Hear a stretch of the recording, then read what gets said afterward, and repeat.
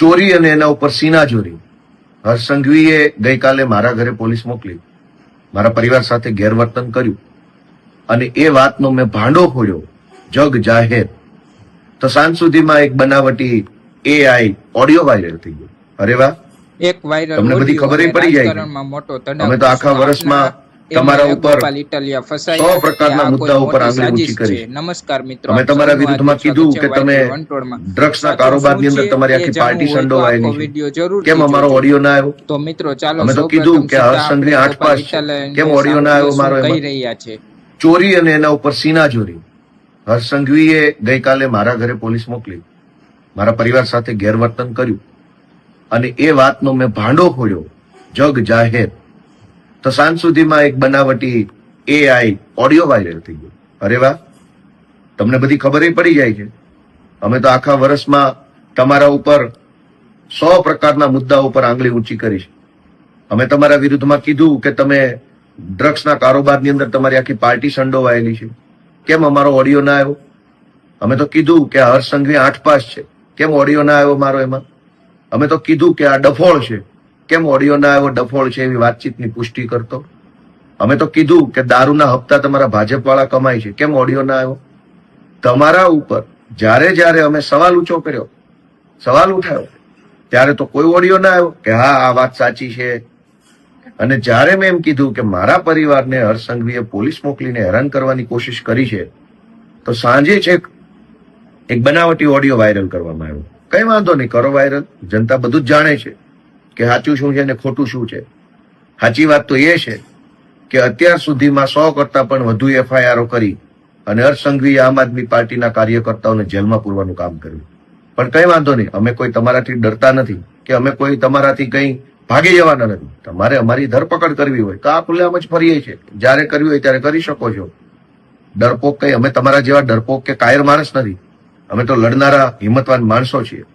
ગઈકાલે જે કૃત્ય કર્યું એ કૃત્ય અત્યંત નિમ્ન કક્ષાનું હતું, અત્યંત જઘન્ય પ્રકારનું કહી શકાય.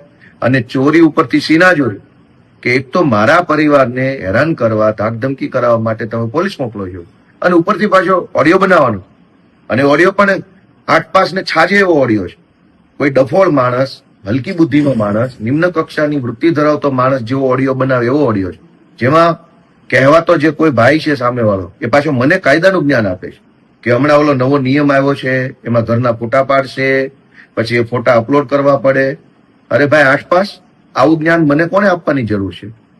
હું તો ઓલરેડી પોલીસમાં રહી ચૂક્યો છું, હું ઓલરેડી પોતે વકીલ છું, મને બધી જ ખબર હોય કયો નિયમ છે ને કયો નિયમ નથી. એમાં મને કઈ કોઈએ ફોન કરીને કહેવાની જરૂર જ નથી હોતી કે હવે આવો નિયમ આવ્યો છે. પાછો કહેનારો વ્યક્તિ એમય કહે છે કે બા ઘરે એકલા છે. ઓહો, આટલું બધી ફેબ્રિકેટેડ વાત. બા ઘરે એકલા છે કે નહીં એનાથી પોલીસને ક્યાં આમાં કઈ કે લેવા દેવા છે? અને જાણે તો મને ફોન કરીને પોલીસે આગોતરી જાણ કરી હોય કે તમને ઘરે આવશે, આમ કરશે, તેમ કરશે. એટલે આખો આ બનાવટી ઓડિયો. અને દુઃખની બાબત તો એ છે કે આવો ઓડિયો જે બનાવવામાં આવ્યો છે એ ઓડિયો બનાવનારા લોકોને પણ બુદ્ધિ નથી કે આની અંદર જે કાંઈ વાતચીત એને સામેલ કરી છે એ જે મેં મુદ્દા ઉઠાવ્યા, મેં એમ કીધું કે હર્ષ સંઘવી આટલી પ્રકારે દાદાગીરી કરી છે, જાણે કે એનો ભાજપ ખુલાસો કરતું હોય એ ખુલાસા ટાઈપનું અંદર ચર્ચા જોડવામાં આવી છે. એટલે આ આખી બનાવટી વાત જે છે ચૂંટણી ટાણે આવી છે. અમે તો કહીએ છીએ કે હર્ષ સંઘવીના આવ્યા પછી ગુજરાતમાં ડ્રગ્સનો વેપાર વધ્યો છે. બનાવો એનો પણ એક ઓડિયો, ગોપાલ અને કોઈ ભાજપના નેતા વચ્ચેનો, અને કરો વાતચીત કે ભાજપના નેતા પૈસા કેટલા લે છે અને ગોપાલભાઈને એ જાણ કરે છે એવો. અમે તો એમ કહીએ છીએ કે તમારા આવ્યા પછી, હર્ષ સંઘવીના આવ્યા પછી ગુંડાઓ, બુટલેગરો પોલીસને દોડાવીને મારે છે. પાટણમાં માર માર્યો, અમદાવાદમાં માર માર્યો, રાજકોટમાં, અમદાવાદમાં, વટવા સાઈડે પોલીસની ગાડીઓ પર તલવારો મારી હતી. પોલીસને ગુંડાઓ મારી લેવામાં સહેજે શરમાતા નથી સંઘવીના આવ્યા પછી. તો એનો એક ઓડિયો બનાવો ગોપાલ અને કોઈ એસપી આઈપીએસ વચ્ચેનો કે અમને બહુ મારે છે ગોપાલભાઈ, આ સંઘવી આવ્યા પછી બહુ મારે છે અમને. તમારી ઉપર 100 સવાલ ઉઠાવ્યા છે ત્યારે તમને ઓડિયો બનાવવાનું ના સૂઝ્યું. અને જ્યારે મેં એમ કીધું કે મારા પરિવારને હર્ષ સંઘવીએ ગાળો દેવડાવી, મારા પરિવાર ઉપર ધાકધમકી કરવાની કોશિશ કરી, ત્યાં તો ઓડિયો બનાવ્યો. અને કેટલાક હર્ષ સંઘવીની ટોળકીના સભ્યો દ્વારા સનસનીખેજ ભર્યા સમાચારની જેમ પ્રસારિત કરવામાં. ભાઈ કોઈ સનસનીખેજ નથી. સનસની તો 2027માં સનસનીખેજ ભર્યા સમાચાર આવવાના છે. બ્રેકિંગ ન્યૂઝ 27 આવવાના છે. સંઘવી જેલમાં જાય છે અને આમ આદમી પાર્ટીની સરકાર આવે છે. જય જય ગરવી ગુજરાત.